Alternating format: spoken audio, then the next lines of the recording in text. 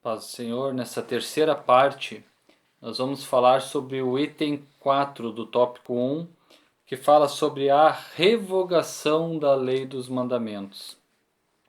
A eliminação das barreiras que dividiam judeus e gentios se deu pela revogação da lei dos mandamentos, que consistia em ordenanças. Isso está em Efésios capítulo 2, versículo 15, a parte B. Essa revelação não contradiz o que Jesus disse: não vim para revogar, mas para cumprir a lei. Mateus capítulo 5, versículo 17. Ou seja, uma afirmação não está conflitante com a outra. Por quê? Visto que ao entregar o seu corpo para ser crucificado, Cristo cumpriu a lei, oferecendo-se como sacrifício em favor de ambos os povos. E nós podemos ver isso em Hebreus capítulo 7, versículo 27, que diz que não tem necessidade, como sumos sacerdotes, de oferecer todos os dias sacrifícios, primeiro por seus próprios pecados, depois pelos do povo, porque fez isto uma vez por todas, quando a si mesmo se ofereceu. Desse modo, a revogação da lei aqui aludida é a da lei cerimonial, que resultava em separação entre judeus e gentios. É aquilo que eu tinha falado no final da segunda parte da lição, que falava a respeito da lei cerimonial, a que ditava a maneira do culto, como deveria ser a adoração, como deveriam ser os ritos. Essa lei que foi abolida, essa lei que foi derrubada por Cristo na cruz, de modo que era essa lei que causava a separação entre judeus e gentios. O ato de Cristo oferecendo a Deus, que foi oferecido a Deus em cheiro suave, aboliu a necessidade de ordenanças ritualísticas, ou seja, o fato de Cristo ter se oferecido em sacrifício eliminou, aboliu todas essas ordenanças que existiam, e assim a inimizade foi desfeita. Já não precisava mais haver inimizade entre judeus e gentios. É o que fala em Efésios capítulo 5, versículo 2. Então, a síntese desse primeiro tópico diz o seguinte: a obra expiatória da cruz de Cristo retirou a barreira que existia entre os povos e aboliu as ordenanças que eram agentes da inimizade entre judeus e gentios. Então encerramos o tópico 1 e agora o tópico 2 diz o seguinte: pela paz, Cristo fez um novo homem. O que é paz? Paz, em grego, é eirene, e ele ocorre em todos os livros do Novo Testamento, salvo em 1 João.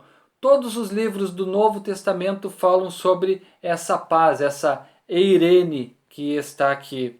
O termo descreve paz como relações harmoniosas entre homens, entre nações, a amizade, as relações harmonizadas entre Deus e os homens, satisfeitas pelo Evangelho, sensação de descanso e satisfação que lhe é consequente.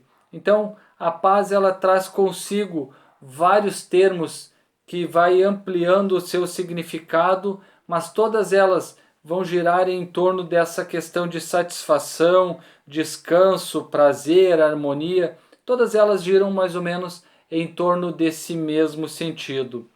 A partir da expiação de Cristo, a paz foi proclamada e de ambos os povos, tanto os judeus quanto os gentios, Cristo fez uma nova humanidade. E isso depois nós vamos ver que vai ser denominada como igreja. Então, a partir da obra de Cristo na cruz, ele formou um novo povo, formou a sua igreja. O item 1 do tópico 2 vai falar sobre o conceito bíblico de paz. E de forma geral, a paz é descrita e aqui nós vamos ver 4 exemplos, 4 formas como a paz foi descrita na Bíblia. A primeira delas é a de boas relações. A paz é descrita como boas relações. Atos capítulo 24, versículo 2 e 3 quando Paulo está sendo acusado diante de Félix, diz o seguinte: sendo este chamado, passou Tértulo a acusá-lo, dizendo: Excelentíssimo Félix, tendo nós, por teu intermédio, gozado de paz perene, ou seja, por causa, e aí ele fazendo uma bajulação da boa relação entre o governador Félix e o povo judeu, ele disse: por teu intermédio temos gozado de paz perene, e também por teu providente cuidado, se terem feito notáveis reformas em benefício deste povo, sempre e por toda parte isto reconhecemos com toda a gratidão. Então, a paz também é estabelecida pela forma de boas relações. A paz também, ela é a descrição do fim de um conflito. Lucas capítulo 14, versículo 32 diz: caso contrário, estando o outro ainda longe, envia-lhe uma embaixada pedindo condições de paz. Ou seja, quando um rei que havia entrado em guerra com outro, ele analisa a sua situação e verifica que é desvantajoso para ele aquela guerra. Ele vai e envia uma embaixada antes que aquele outro rei se aproxime e pede condições de paz. Outro exemplo de paz é o do estado de tranquilidade.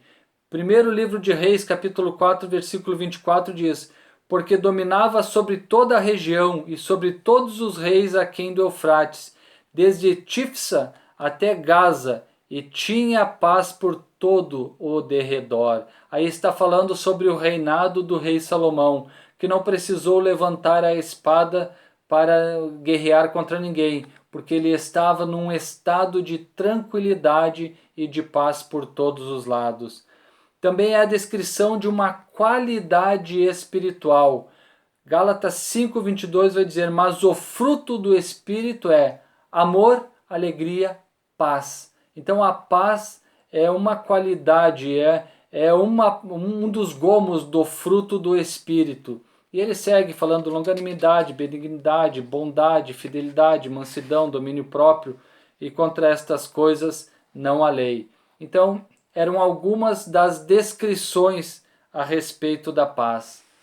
Conta-se que certa vez um homem rico chamou vários pintores para que retratassem, segundo a visão deles, o que significava a paz.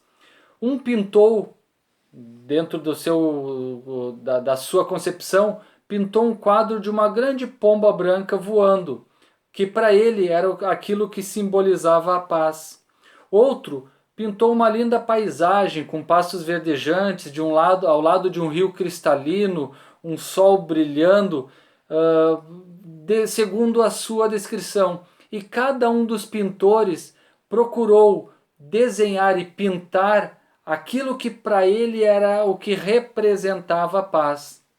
Mas para esse homem rico, teve uma das pinturas que lhe chamaram muito a atenção, que chamou a atenção dele muito. E nessa pintura havia uma grande queda d'água, uma cachoeira enorme, que quando a água batia no fundo da cachoeira, onde ela chegava na terra, no plano, aquela água que batia ali jorrava para todos os lados. Dava para se imaginar a imensidão do barulho que aquilo causava. No meio daquilo haviam pedras secas que estavam ali pelo sol, que estavam há tanto tempo. Não havia vegetação nenhuma, não tinha nada que fosse agradável aos olhos. Havia naquele local um desenho de uma árvore retorcida e seca por causa do calor, por causa do tempo, não tinha folha nenhuma.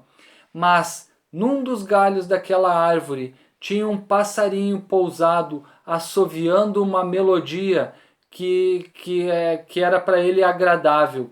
E isso, para aquele homem rico, representou a paz. No meio de toda a turbulência, da queda d'água, do calor, das pedras sem nada verdejante, do galho da árvore retorcido, mas aquele passarinho não tinha nada que abalasse a sua tranquilidade e a sua paz.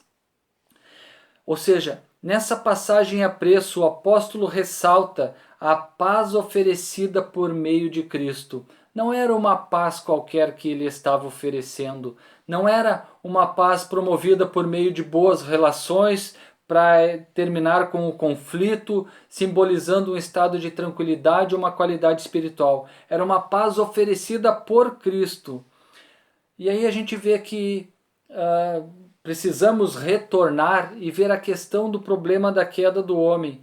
Embora o pecado do homem, a queda do homem fosse a causa da destruição da paz entre o homem e Deus, Cristo veio trazer e reatar essa questão, trazer de novo um bem-estar para a raça humana e para todo o mundo criado. Deus planejou a restauração da paz, ou seja, foi algo planejado por Deus. O fato de Cristo ter morrido na cruz já foi planejado lá na história, no passado, para conquistar a paz e trazer a redenção através de Cristo.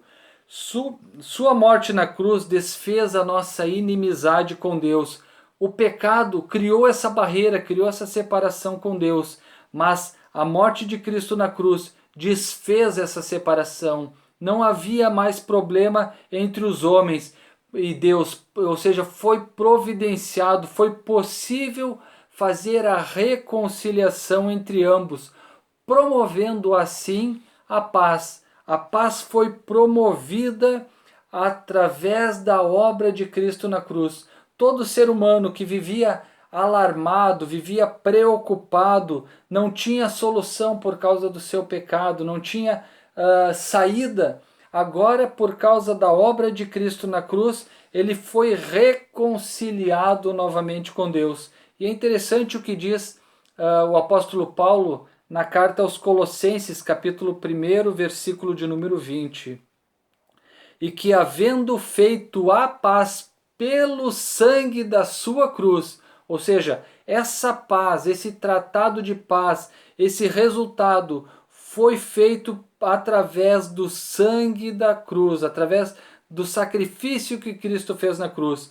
Por meio dele, ou seja, por meio de Cristo, reconciliar-se consigo mesmo todas as coisas, quer sobre a terra, quer nos céus. Ou seja, através dessa obra de Cristo, ele reconciliou novamente a humanidade com Deus. Essa humanidade que estava perdida, que estava abandonada, caída, agora ela foi novamente reconciliada consigo, ou seja, com Cristo e com Deus. Através da obra de Cristo, nós podemos ter acesso e reconciliação com o Pai.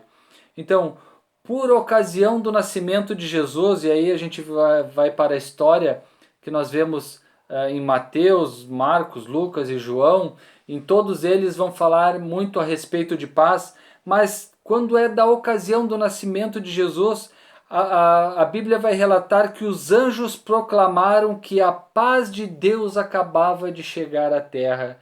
Ou seja, a paz de Deus estava chegando à terra através do nascimento de Jesus Cristo. Por quê? Porque ele é o autor da paz. Quando Jesus estava a ponto de encaminhado, sendo já trilhando o caminho da cruz, ele disse aos seus discípulos que ele deixava a paz. Deixo-vos a paz, a minha paz vos dou. Ou seja, Cristo ofereceu uma herança perpétua, uma paz perpétua para os seus discípulos antes de ir para a cruz. E finalmente, mediante a sua morte e ressurreição, Jesus desarmou os principados e potestades hostis e assim possibilitou a paz. O nosso inimigo, aquele que deseja o nosso mal, foi subjugado através da morte e ressurreição de Cristo. Agora, todos os principados, potestades e todo aquele que desejava o mal acaba agora se sujeitando, porque Cristo executou uma obra completa e assim ele pôde proporcionar ao ser humano a paz que o ser humano não tinha como conseguir por si mesmo. Amém? Deus abençoe.